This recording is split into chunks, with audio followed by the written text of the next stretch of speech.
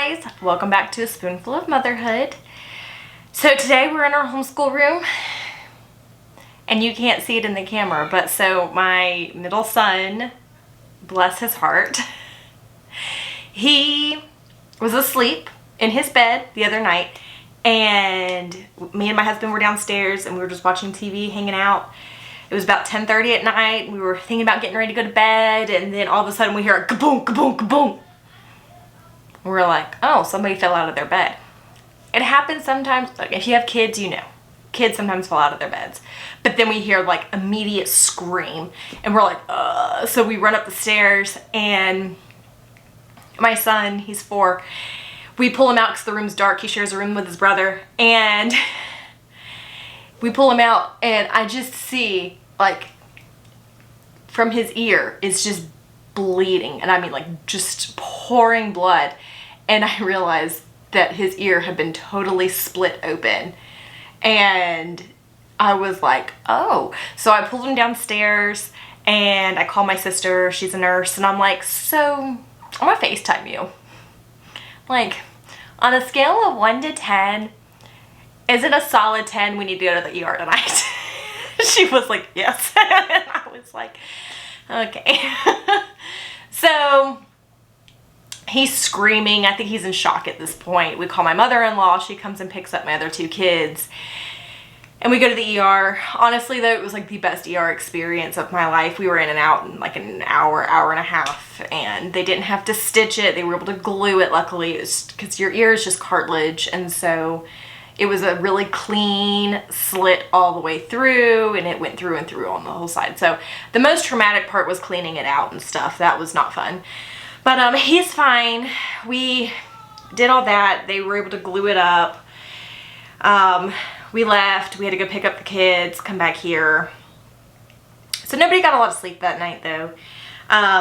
Anyways, and so once that happened, my husband then took my son's bed apart because he sat pretty high up off the ground. So he took away the bed frame and the, what do you call it? You know, the thing that goes underneath your mattress. The word escapes me. It'll hit me after I'm done with this video. I mean, you know, not the mattress, the thing that goes, box spring. That's what it is. The box spring. Yeah, he removed that. And so it's been hanging out in here. So this homeschool room is not very functional right now because I've got bed pieces everywhere, but it's fine. You know, we have a living room and a dining room. It's cool. So yeah, so we've got to figure out what we're doing with that. But right now he's sleeping with his mattress on the floor because that just seems safest until we can figure out what else we're going to do. Anyways, that was a very long intro. I wanted to talk about the Good and the Beautiful Language Arts. And we did that this year. And my son is technically, I guess, we homeschool, so really what is a grade? But technically he's a rising 2nd grader now. However, we finished the level K version of The Good and the Beautiful, the level K course book, and I wanted to talk about it and give you our thoughts on it, and would we use it again? Stay tuned.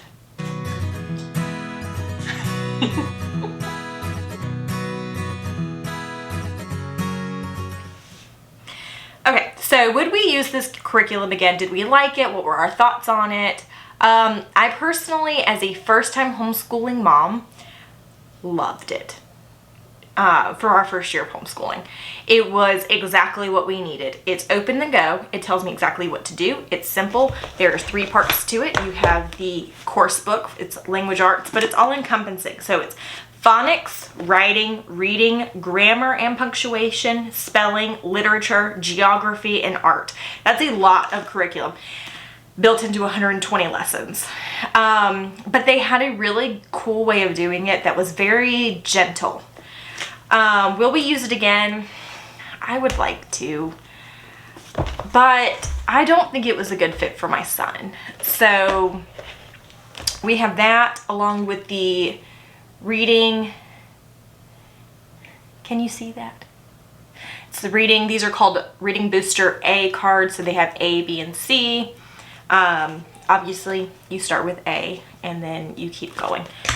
And then along with those cards, you have these books. And I'm not going to pull out and show you guys all of the books, but just like, okay, this is book number 1, I Dig. And so you go in and you read this. I'll explain it all. So it's beautiful.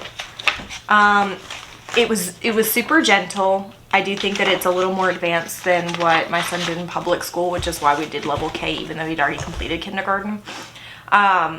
There was a lot of holes that we needed to fill in, and I started originally with the first grade curriculum, but it was just way too much. It ended in tears. It was taking us over an hour to do it, and I was like, okay. So I backed it up. Parts of it were a little too easy for him, but he was really kind of in between, and I was like, well, I'd rather him grasp the basics rather than, you know, I'm like, let's learn to walk before we run.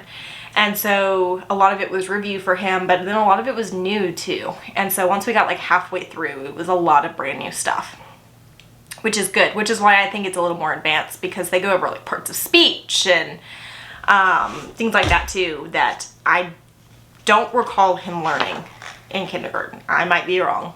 I didn't get a lot of communication with what he learned in public school, but I think that it was pretty new. He told me he didn't recognize it. So it's beautiful. So you have to be able to know all your letters and the sounds of the letters before starting this curriculum. So then if you don't do that, they have a pre-K level with the Good and the Beautiful that you could use, or you could just teach your kids with flashcards, you know, whatever works for you. And you go through and it tells you exactly what to do. Let me find it. Okay, here. Work on reading booster cards or books for 6 to 10 minutes, okay? So, the first thing you're going to do is pull out your reading booster cards and start with card 1. Oh, and it tells you everything you need to master before you start this too. And so they want you to, and that was another thing, is that they wanted you to already know how to blend all of these things before starting the book, which my son could do. But that is an issue with us with our CVC words. It's a lot of at instead of hat. And so it didn't really, it did a little bit. I mean, so like here's card 1.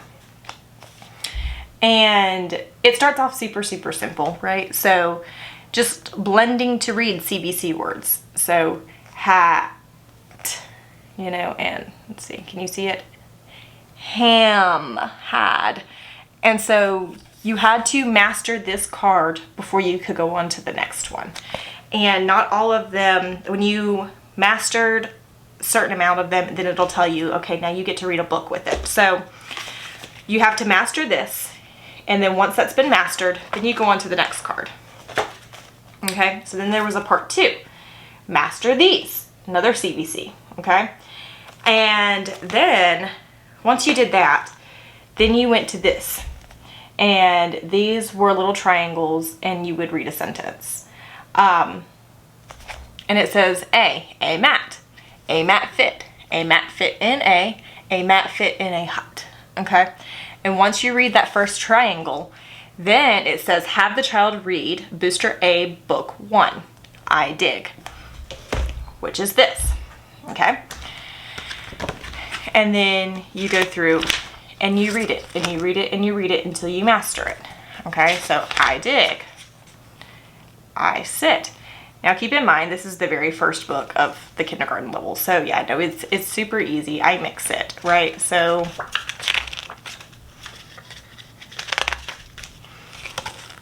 you know, I mean, super, nothing crazy, but when your child's first learning to read, you know, it's appropriate. Okay, so I just wanted to kind of show you. So this is the first book. Let me see. So there's 20 books in this curriculum. So the last book is Elk. So after an entire year, this is kind of what they're expected to read.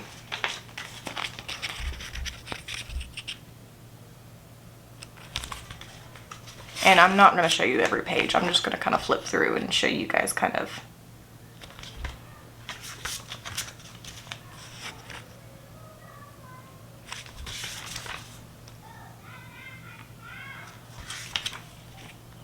Okay, so there's a good job there.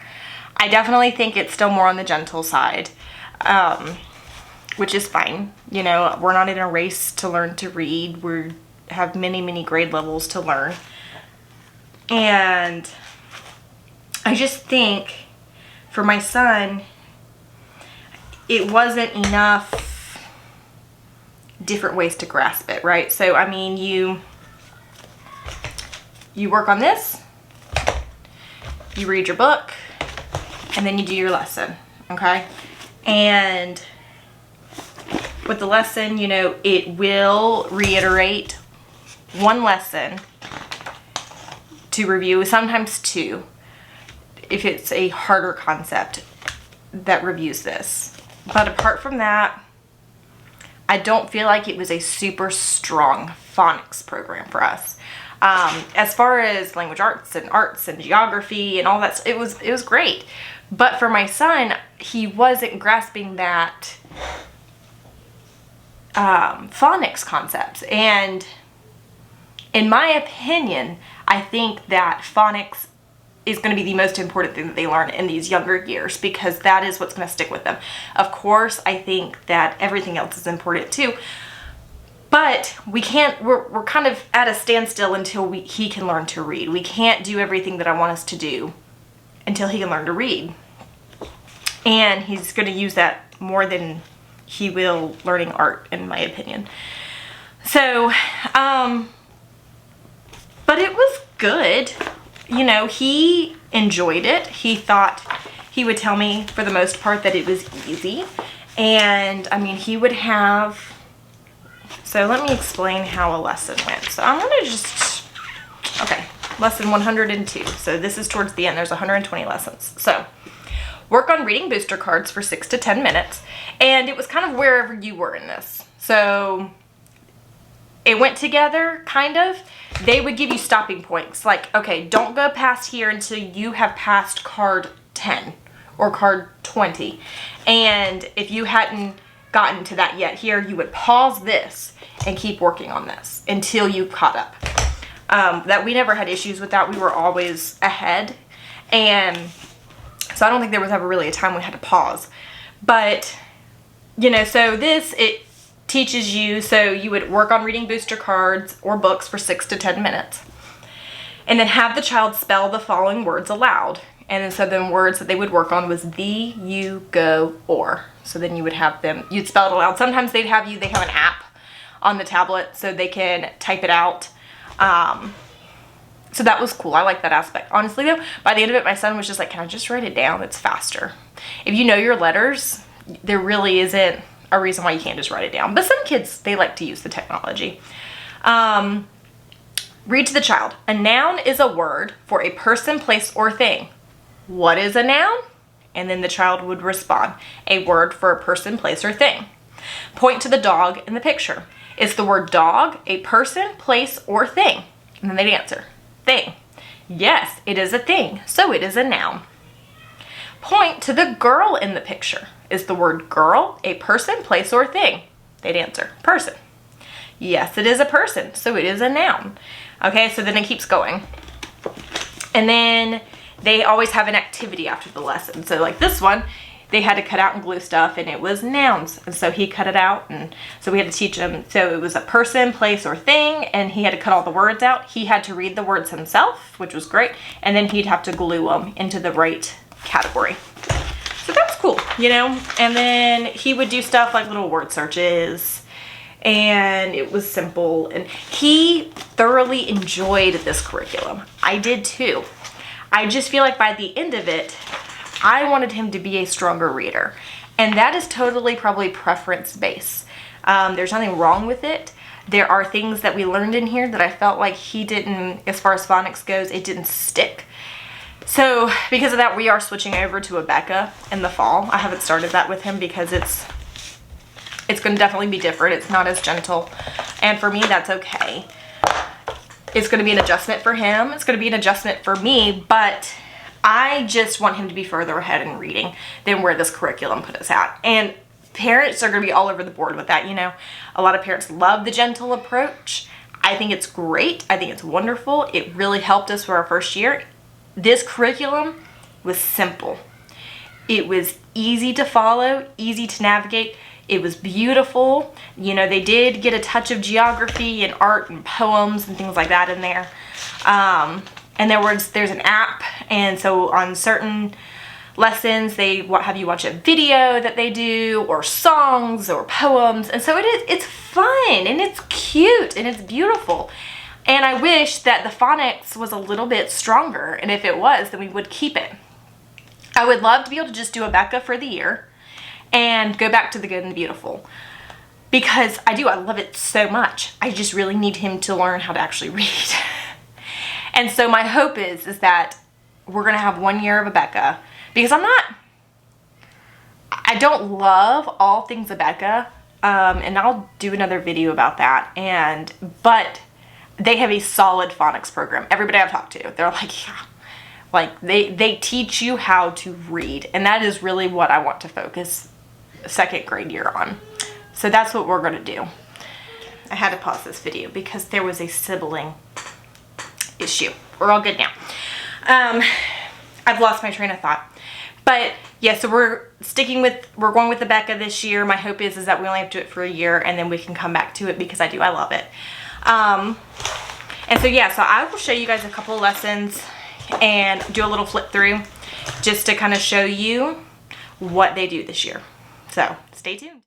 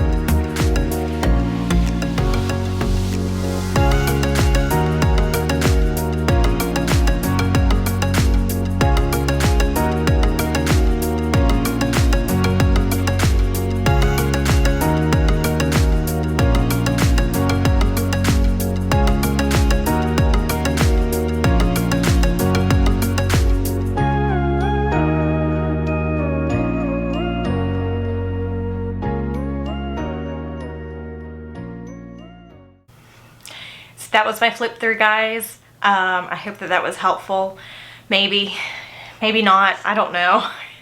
But that was my very scattered brain opinion on The Good and the Beautiful. Do I think that it'll be great for some kids? Absolutely.